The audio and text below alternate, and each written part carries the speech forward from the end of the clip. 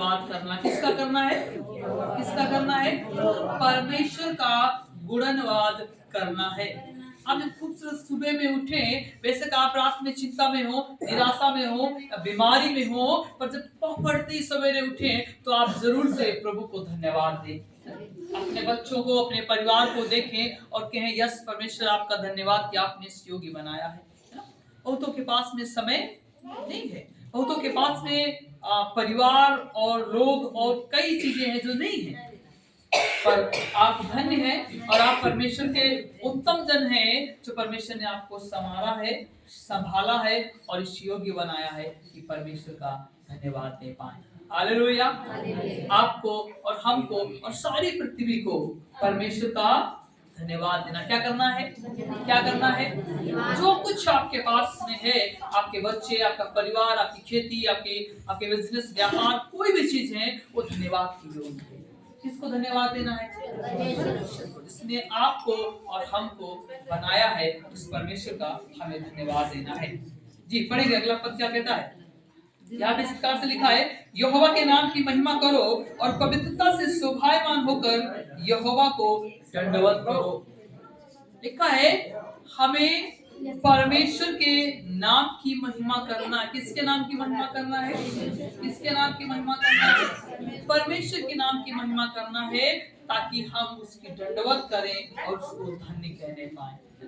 हमारे पास में हजार बातें हो ना हो परमेश्वर को महिमा करने के लिए या धन्यवाद देने के लिए, पर एक तो जरूर है कि उसने आपको और आपके परिवारों को उस पाप के दलदल से निकाल लिया है। Hallelujah, hallelujah. यस, 3 पद क्या कहता है? यहोवा की वाणी मेघों के ऊपर सुनाई पड़ती है। सुनिएगा, यहोवा की वाणी मेघों के ऊपर सुनाई पड़ती है। प्रतापी ईश्वर गरजता है जी। यहोवा घने मेघों के ऊपर रहता है जी।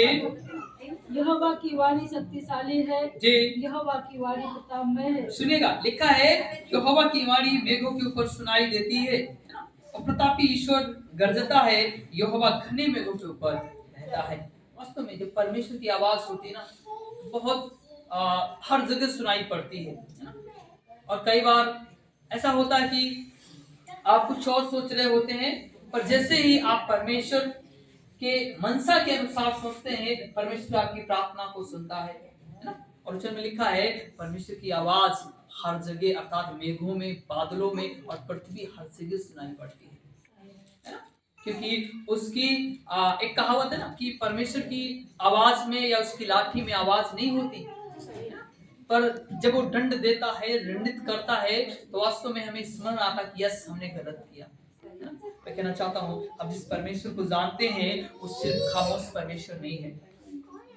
हम जिस परमेश्वर की आराधना करते हैं वो शांत वाला परमेश्वर नहीं है। वचन में लिखा है कि उसके गर्जने से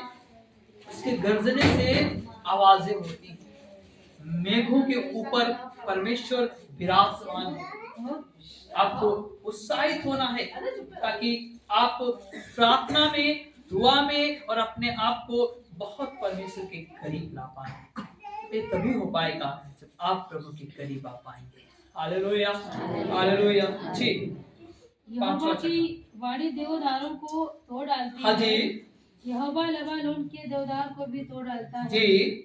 वो उन्हें बछड़े के समान लबानोन और सिय्योन के जंगली बछड़े के समान उछालता है। सुनिएगा, परमेश्वर की आवाज में इतनी ताकत है, कितना क्यों ना सिंह क्यों ना हो, पर वो भी एक झटके से ऐसे उलट जाता है जैसे कि खिलौना। परमेश्वर की आवाज में इतना दम है, इतनी सामर्थ्य परमेश्वर है कि उसके एक पलक झपकते ही प्रलय आते हैं, है ना? पलक झपकते ही तमाम वो बातें होती हैं जो नहीं हो पाती, क्योंकि परमेश्वर की जिधर नजर जाती है ना, उधर चीजें बदल जाती हैं। आपको पता है, अपना उदाहरण ले सकते हैं। आप कई बार बीमार हो, कई बार निराशा में हो, और जब आप प्रभु के पास में आते हैं, प्रार्थना करते हैं, तो उसी समय आपको चंगाई देता है। मैं सही कह रहा हूँ? परमेश्वर आपको उसी समय, कई बार आपको इंजेक्शन कुछ समय लेता है, टैबलेट कुछ समय लेता है, पर परमेश्वर आपको ऑन स्पॉट कई बार आपकी दर्द, आपकी पीड़ा को बंद करता है। आप सोचिए कितना अद्भुत परमेश्वर है। उसकी आवाज बहुत सामर्थ्य है। जो कह दे वो हो जाता है, जो सोच ले वो हो जाता है, जो आपके जीवन में ला दे वो पूरा होता है। ताकि परमेश्वर सामर्थी है, उसकी महिमा अपरंपार है। लिखा है वह उन्हें बछड़े के समान लबानोन और सिरगोन की जंगली बछड़े के समान उछालता है। कई बार आपको लगता है ना कि हमारी समस्याएं इतनी बड़ी हैं। मैं कहना चाहता हूँ आपकी समस्याएं कितनी बड़ी क्यों ना हो, पर परमेश्वर जब सुधि लेता है ना, वो समस्याएं यूं मुड़कर चली जाती हैं। हालेलुया। चाहे आप बीमार हो, चाहे क्लेश में हो, चाहे तमाम और दिक्कतों में है, पारिवारिक समस्याओं से गुजर रहे हैं, पर यस हमें पता है परमेश्वर एक दिन बचा लेगा। ठीक।